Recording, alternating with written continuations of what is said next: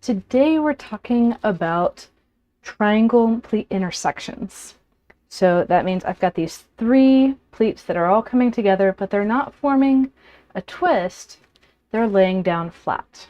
And this is one of the easier entryways into folding origami tessellations, including not this piece physically, but this pattern being the first pattern that I folded on my own without an instructor present. This one is spread hexagons. It's in Eric Giardi's book, Origami Tessellations. And there's other options, one of which I'm going to teach to you here today. The one I'm going to teach is this honeycomb tessellation that uses these same three-way intersections along with some closed triangle twists to get this honeycomb structure. We'll be centering it on a hexagon itself, and then you can also choose to do whatever you want with those hexagons afterwards. That's why these are a bit wrinkled, because I did some variations when I put together this piece.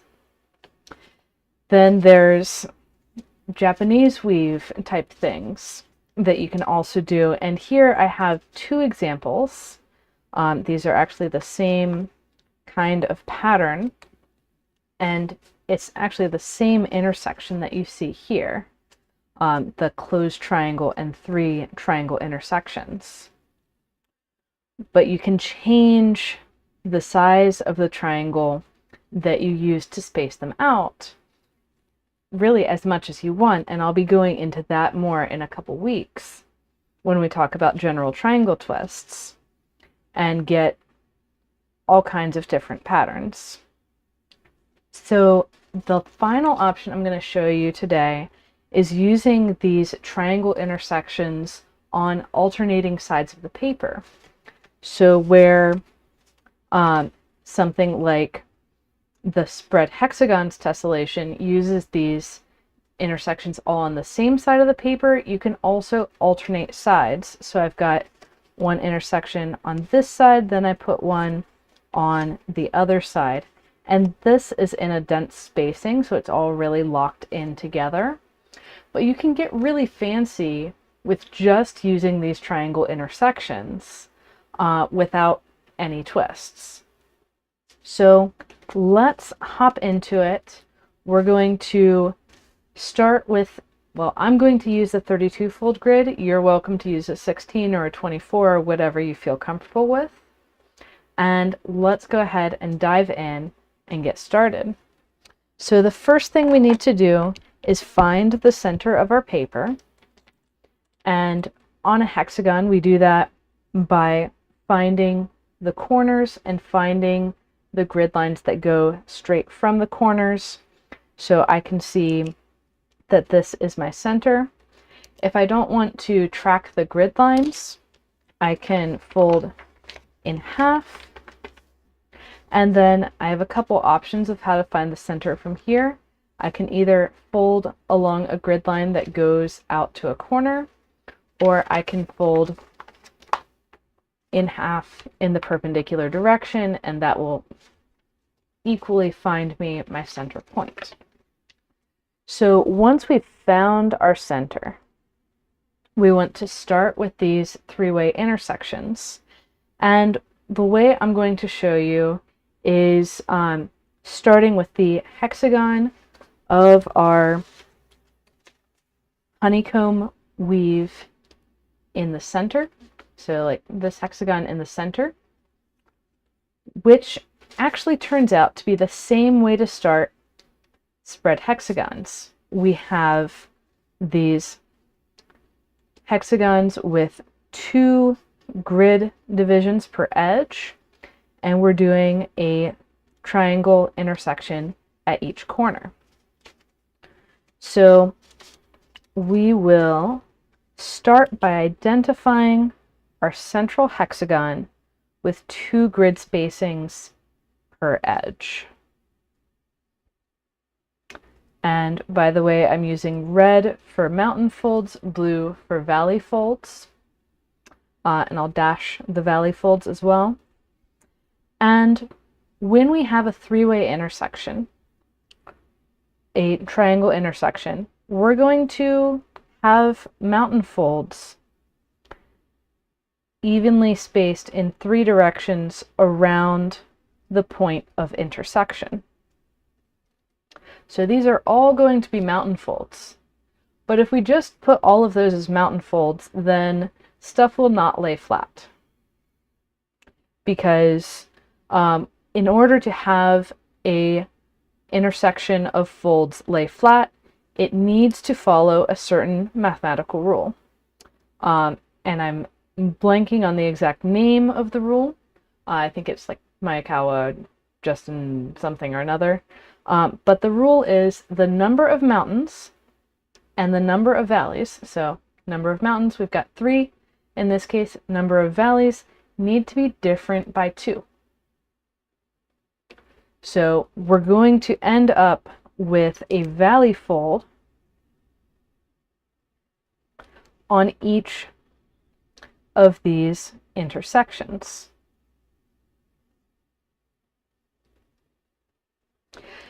Now, it might look like I'm going to tell you to do all of these at once, but we're actually going to do them one at a time.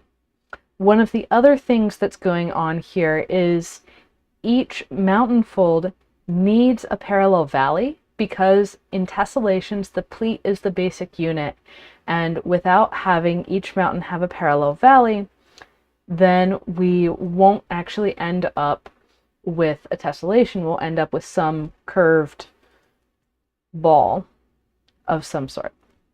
So what we're actually going to have is these additional valleys that are coming in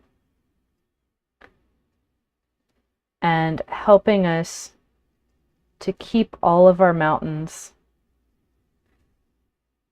from curling the paper. But that introduces 2 new intersections.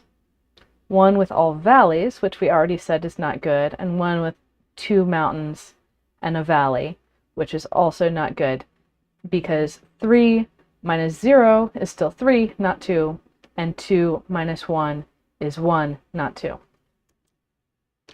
So to solve that, we need another mountain in each of these places. So that's the general structure, and this is the crease pattern of the 3-way intersection.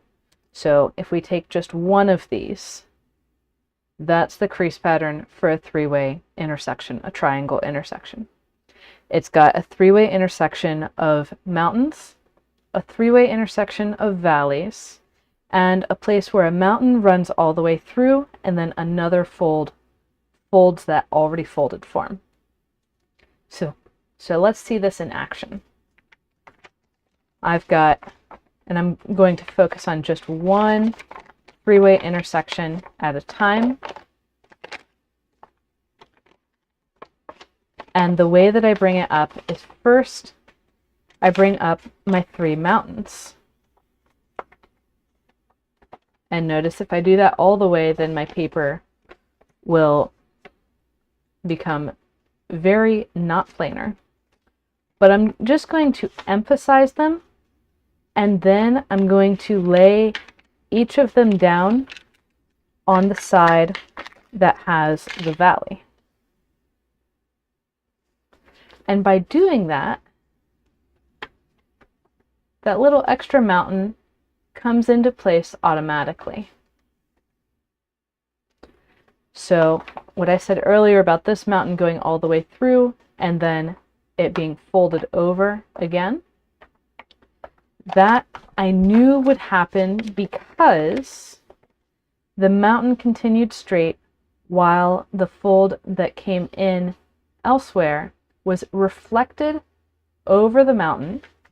So this angle and this angle are the same.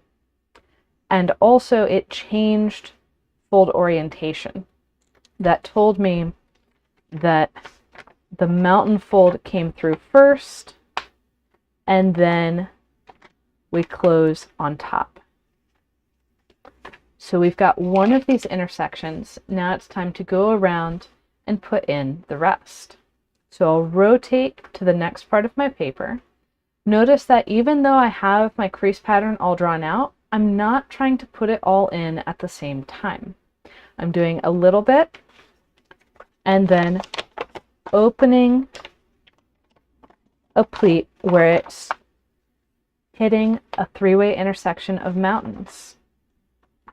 Putting in my next mountain and valley twists, mountain and valley folds, so I can have my next three-way intersection firmly in the paper before I move on to the next three-way intersection. Whenever I'm folding a tessellation, I really want to emphasize keeping everything in place as much as possible so that I'm not unfolding as fast as I'm folding. So now I've got 3 in place. I'm going to rotate around to the next and open the pleat, putting in my 3 mountains. This time I'm causing a pleat overlap over here. And whenever we put in a mountain, we also put in its parallel valley. So that gets us 4 of our pleat overlaps, our pleat intersections. Rotating around, we have 2 more to put in around this pleat overlap, which I will open 1, open 2, and we'll put both of these in at the same time. It's just easier than trying to make a new pleat overlap and undo it in a really dense situation. So notice how I've got my 3-way intersections of mountains. Then I've got my mountains running out to the edge of the paper that I'm making sure are folding down on their appropriate valleys. Then I'm just bringing that tension into the center and making everything lay down flat. So far, so good. Next up, we want to put a closed triangle twist on one of these pleats that's leading out. In our demo piece, we can see that that closed triangle twist is sitting exactly underneath the corners of these triangle pleat intersections. And this is actually the same spacing that we would expect for spread hexagons. It's just that instead of laying this intersection down flat, we would be flattening it into a twist. So it's 2 spaces from 3-way intersection of mountains to 3-way intersection of mountains. That's generally going to be the best reference. You can also reference it from where this valley hits, but the really stable reference, if you're opening things up and moving things around, is from the 3-way intersection of mountains. So 2 spaces out from there, I'm going to, and it'll be at this point, I'm going to make a new 3-way intersection of mountains.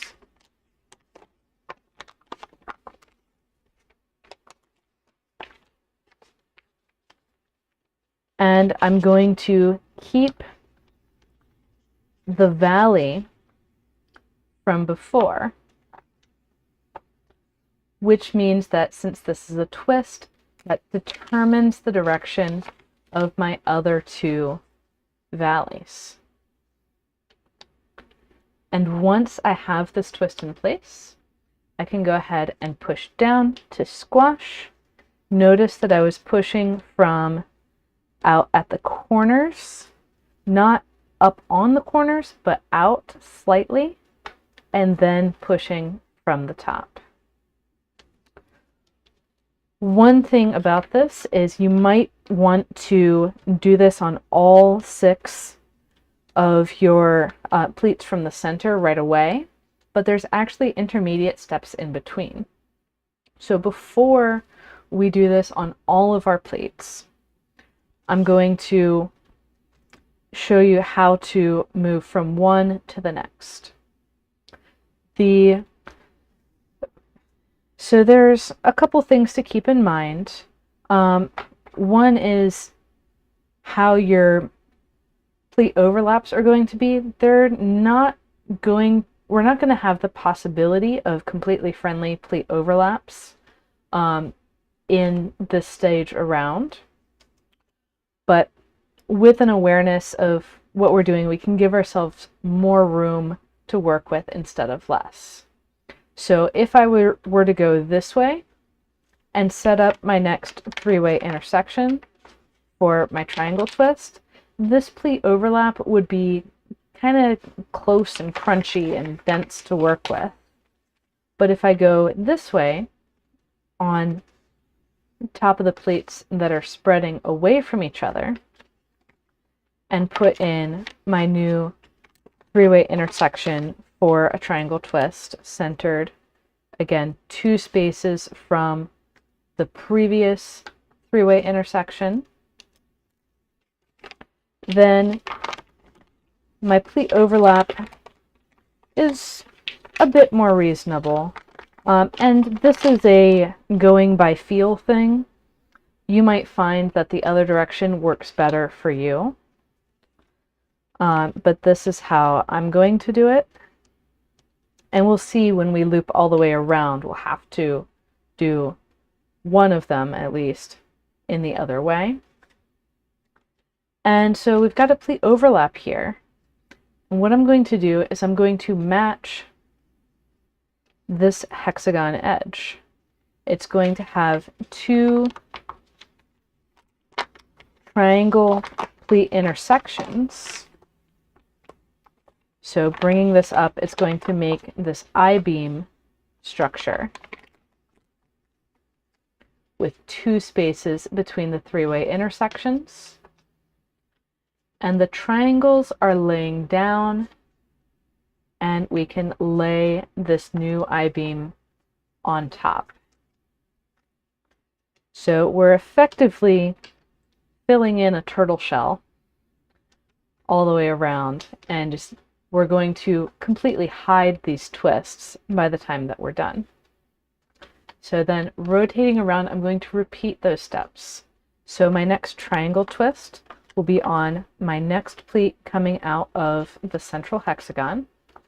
I'm going to put the center of the twist 2 spaces away from the 3-way intersection of the central hexagon.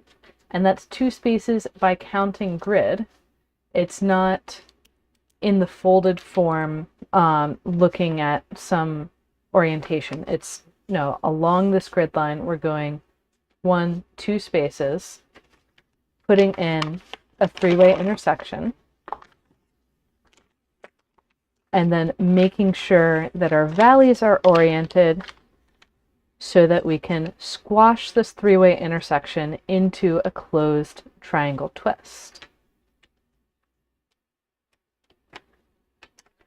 With the pleat overlap, I'm going to open that up into this I-beam with 2 spaces between the 3-way intersections of mountains.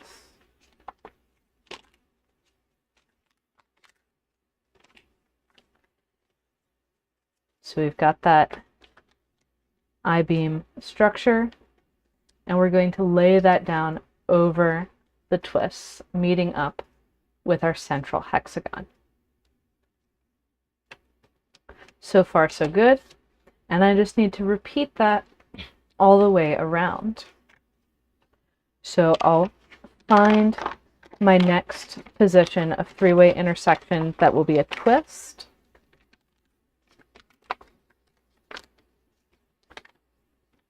Get that with all of the mountains and valleys in the orientation needed to squash the twist. Then I will resolve my pleat overlap by opening up both pleats, making two three-way intersections that are two spacings apart.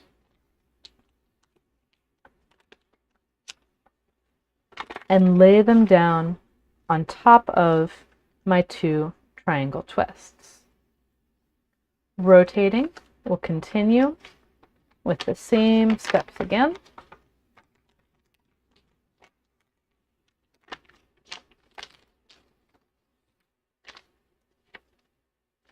And you can squash this on top of the corner of the neighboring hexagon or below the corner of the neighboring hexagon. It doesn't really matter. So I could be tucking all of these hexagon corners under the twists, but that's going to give me a bit less flexibility to change what the hexagons are doing later. And then I'll bring up my I-beam structure from the pleat overlap and lay that down on top of my triangle twists. Once more, we're around to the final triangle twist out from the center. And this time, when I fold the twist, I'm going to end up with a pleat overlap on both of my new pleats.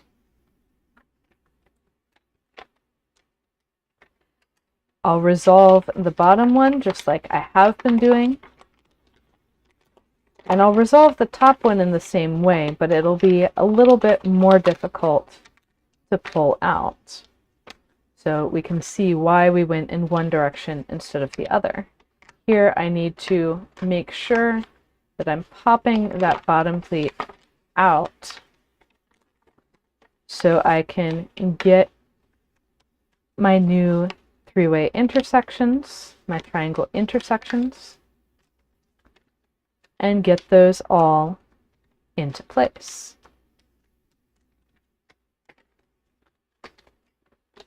So one cool thing from here is we can check on the backside and see how we're doing.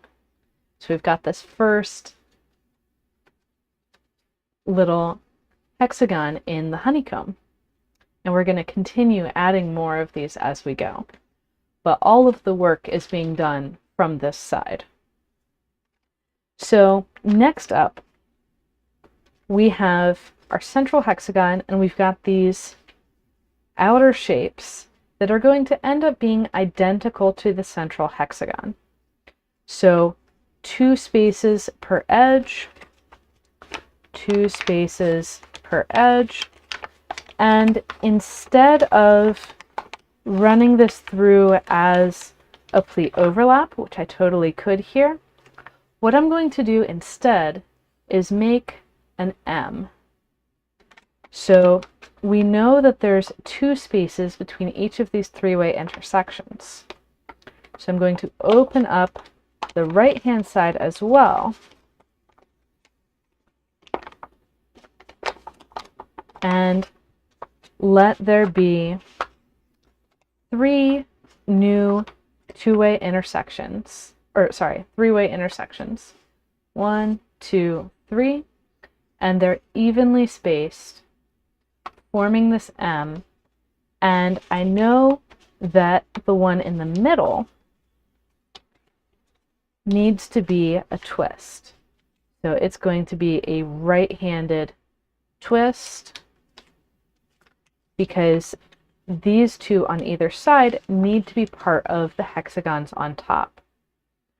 And the three-way intersections are either part of the hexagon on top or they are a twist down below.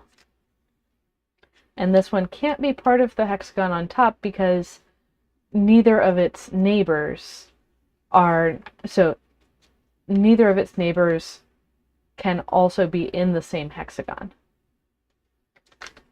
but we'll take that a little bit on faith for the moment, but you'll see how it ends up working out. And so in order to squash this twist, this is kind of an awkward positioning to squash, so I'll shift my other valleys around to make it easy to squash. The other way that I can tell that this is the correct triangle twist is once it's squashed, it comes tip to tip with the neighboring twist. And then I can bring the parts of the hexagon back over to cover it. So that's one, and we'll move on to the next. Here, when we bring up that M, we're going to end up with a pleat overlap over here, which we'll leave for now and we'll come back to in a minute. So bringing up the M of mountains,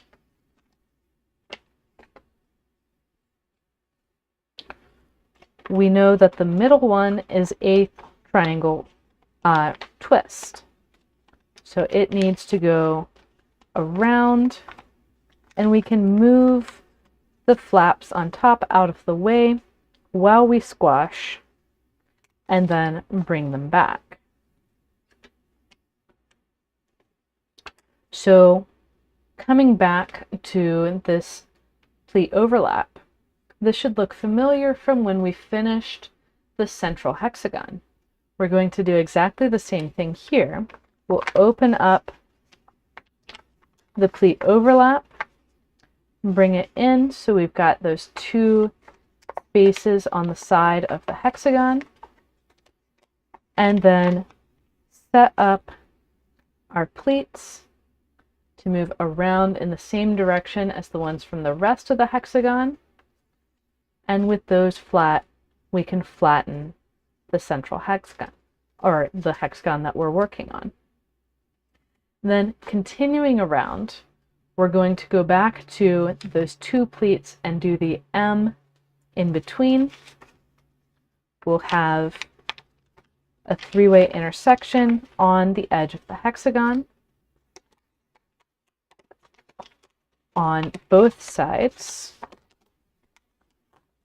And then those two come together to make a three-way intersection in the middle, which we will rotate and turn into a twist. Again, this is a repetition of what we've seen twice already. Getting that twist squashed in place, I'll bring the parts of the hexagon that I had folded back on top of my triangle, and then come back to this pleat overlap, open it up,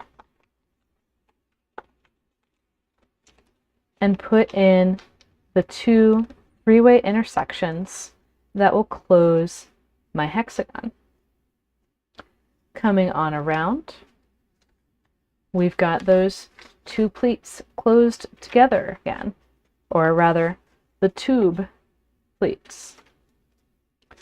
We're going to need two spaces on the edge of each of these hexagons bordering the tube. And when those are in, we'll end up with a three-way intersection in the middle. So we've got our M, and then the intersection in the middle, and all of these twists are going to end up being right-handed, so that's a trick that we can use, and squash.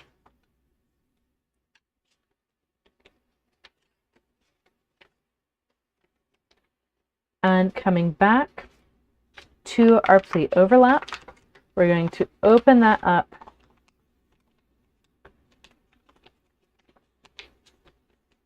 and squash, or rather just fold on grid lines to get those two triangle pleat intersections into place. Coming around, we'll do exactly the same thing twice more. So I'll speed up a little bit. And this video is recorded. It will be available for you afterwards if you're here live. So don't worry about the speed. The first time that you fold a tessellation, you're never really working at the speed of the tutorial anyways.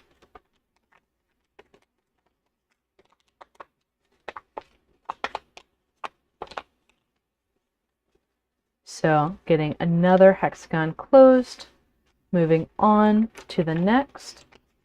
And this one will cause the overlaps on both the left here and on the right, like so.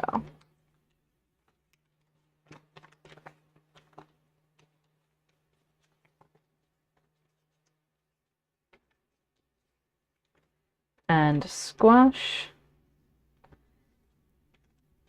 And bring those hexagon layers back on top. We're going to resolve first one pleat overlap, and then the other.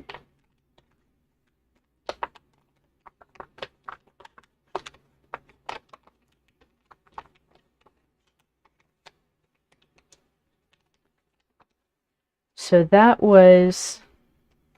we did our central hexagon, then we did the loop where we put in our first closed triangle twists underneath and started the inner two corners of each of these hexagons, and then we did a loop around where we finished these hexagons and put in another triangle twist. So from here, I'm going to work a little bit more methodically, work a little bit more pleat by pleat. And so I'm going to start with the pleat at the top of the stairs. So bump your toe, bump your toe, bump your toe, you're at the top. And this is coming from a hexagon floating on top, therefore it must go to a triangle twist. And the center of that triangle twist must be 2 spaces from the intersection of mountains at the corner of the hexagon. This is a rule for the entire tessellation. And so I will create my pleats. And actually it appears that we have different twist directions for the different twists. It appears that I was being inconsistent with the folds coming out of the center. So let's take a look at why this matters, and then we'll come back to this twist. So if we're over on this side, here, these central 6 twists are all going around in a left-handed sense. And then these outer ones are going around right-handed. So this means that these 2 sides are not acting equivalently from the perspective of this bit of paper. So it's not going under and under, it's going under and over. So I'm going to take a minute and go back in and switch the twist direction of these outer triangle twists. So what I'm doing is I'm opening up and I'm pinching so that the center stays down, and then I'm shifting each mountain onto its respective valley. Or sorry, pivoting the mountain so that it lays down on the valley on the opposite side of it. and then bringing my hexagons back over the top. I could have also chosen to change the central triangles instead of these outer triangles, but here we are, and we really just need to pick one. I chose to keep the one that is on the outside, or keep the one that's on the inside. That's harder to get to. So when I do that, I'm going to need to switch my pleat here. And so we don't actually have stair-step pleats anymore. We have tubes and another. So now, if I look over at the opposite side, the opposite ends of my little hexagon cells act the same. So both over and both under. Over and under. And so we're just going for a lot of consistency here in the tessellation. So what tipped me off to that? Well, one thing is that these hexagons are stand-ins for closed hexagon twists.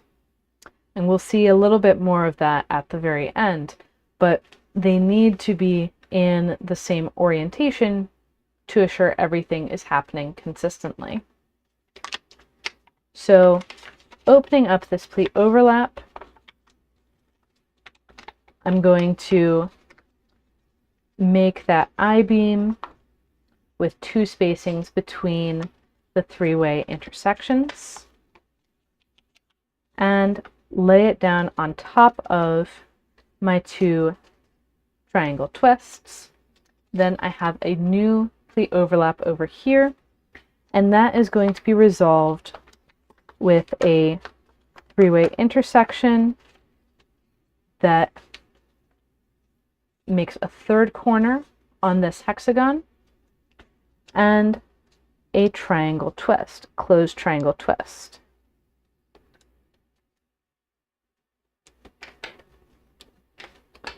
So that was 1, 2, 3 pleats that we covered. Now it's time to shift to the next set of parallel pleats. Now I have 1, 2, 3, 4 of them. I've added one because of the twist that I just completed. And so we'll start with this one out here and put in a three-way intersection, one away from the corner of our triangle twist, because that is what's going to allow it to come in and cover the twist, which will create a pleat overlap over here, which needs to be resolved into another corner of the hexagon that I just started, and a triangle twist.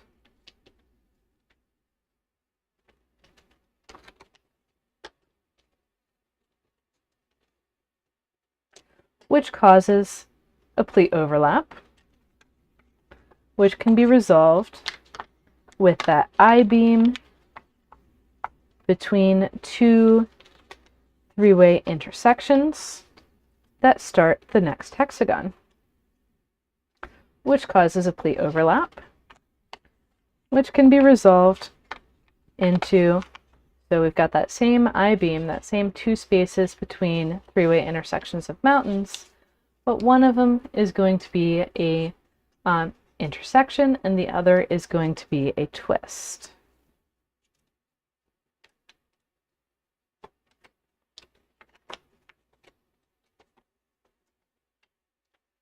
And so we're going to continue in exactly the same way on this next edge. We've got our new three-way intersection covering the triangle, starting the next hexagon.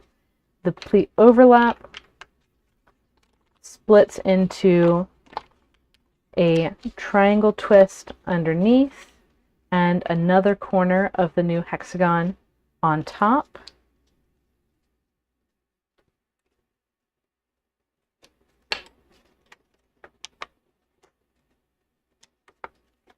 Then we've got a new pleat overlap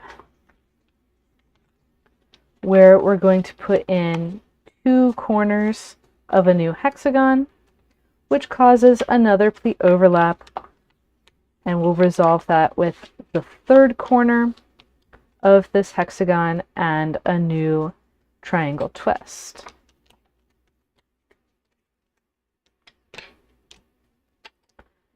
Which brings us to the next side. And we're going to repeat that process exactly again. We're going to fold on one pleat, which causes a pleat overlap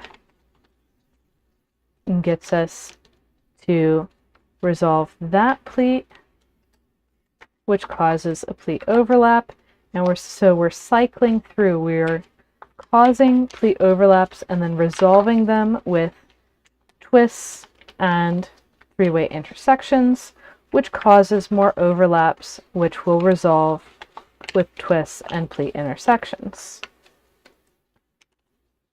until we have no more overlaps, in which case we'll turn to the next set of parallel pleats.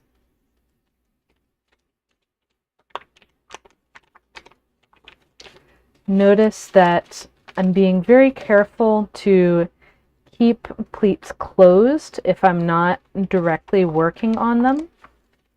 So when I'm opening this pleat overlap, I'm very careful to keep this pleat closed so I can overlap it in turn. And then opening up,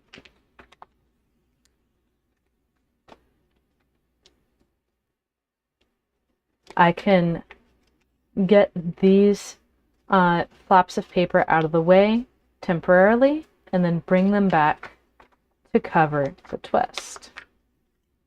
So we've got one more side, and then we'll have some new, or at least new sequence of moves, not new theory of moves. And this is what we do with tessellations. We start in the center, or I should say with twist-based, or in this case, pleat overlap-based tessellations. We start in the center, get an idea of the rules of the tessellation, and then we put in a twist, which causes pleat overlaps, which we resolved with twists or pleat intersections in the case of today, this series. And that may cause more pleat overlaps, and we just follow the pleat overlaps until we get to a point where there are no more pleat overlaps and there are no more twists to put in, and that's when we call it done. So at this point, we have no more pleat overlaps, and we've made it all the way around the paper. So there's a bit more that we can do, not a ton, because we're nearing the edge of the paper, but we can finish these hexagons. So I can say, okay, I'm going to do, and I could say, I'm going to just work all the way around this hexagon and get what I need put in. And I have a choice here because I am right up against the edge of the paper. I have the choice of doing partial triangle twists or not. And I'm going to choose not to because we want to make this as easy as possible if this is one of your first tessellations.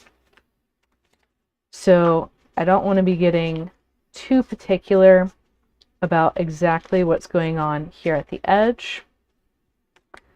And one thing I do want to be particular about, though, is that the valley next to these mountains is one spacing away. We don't want to let it go more spaces away. We want to definitely get that valley in before the edge of the paper. And so I'm going around and doing that on all 6 corners. One of the things that I'm being careful to do is make my pleats coming out of this hexagon all go around in the same way as all of the rest of the hexagons. And I see a question in the chat, what size grid did I start with? I started with a 32-fold triangle grid on a hexagon, and specifically one that has grid lines parallel to the edges of the hexagon.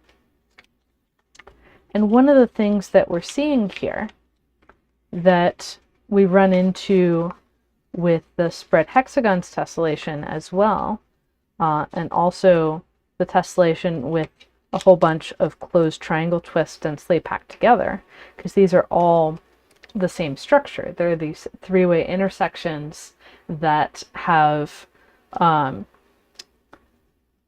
2 spaces between the positions where the mountains come together. With all of these, we would get better pattern alignment if we used a diagonal grid on a hexagon instead. But in terms of learning, you want to use whatever grid is easiest for you, and just get that practice flowing, and then worry about making it look pretty later. Okay, so I've got my tessellation finished. Let's flip over and see what we have. So we've got this honeycomb structure. It's all of these little hexagons, and just like we saw all of these little hexagons with spread hexagons. But the cool thing about these is I can take them and puff them up. So I'm just pushing from the back side, or from the front, whatever you want to call it, but you can make these puffy structures a little bit more permanent by really popping the edges of these hexagons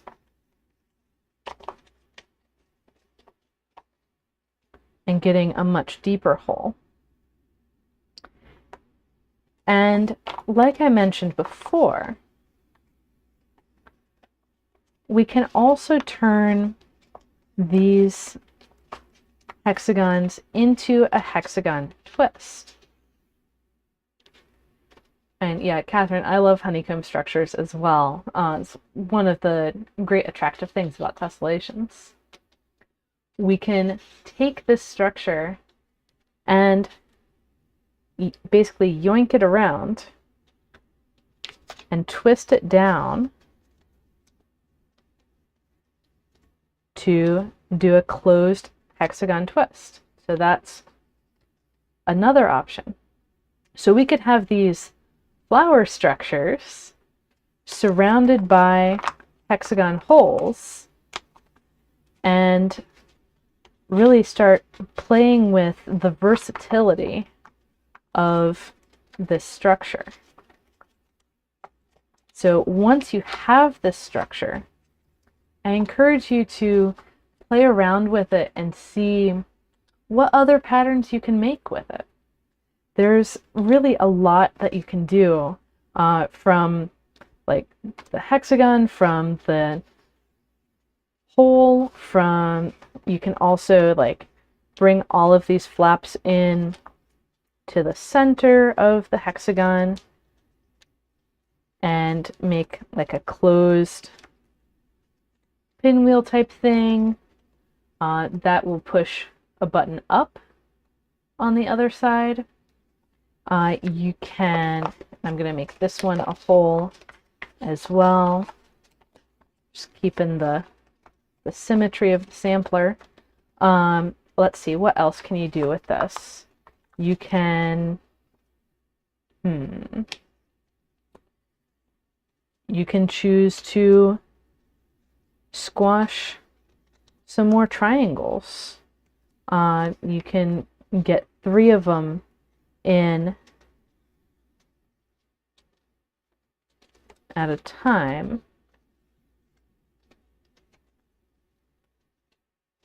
with the flaps left sticking over. So you can do all kinds of things with this structure. So that's giving this appearance. And you've got a lot of flexibility here to choose what you want to do, how you want to do it. And that's the benefit of the 3-way intersection. Instead of doing all twists, you can then move them around afterwards and create some really cool effects. So happy folding, y'all. I will see you next week with the various ways of doing pleat intersections on square grids. So there's really 4 different options when you have 4 mountain folds coming together on a square grid. And we'll do a sampler and then a piece involving just one of those options. So happy folding.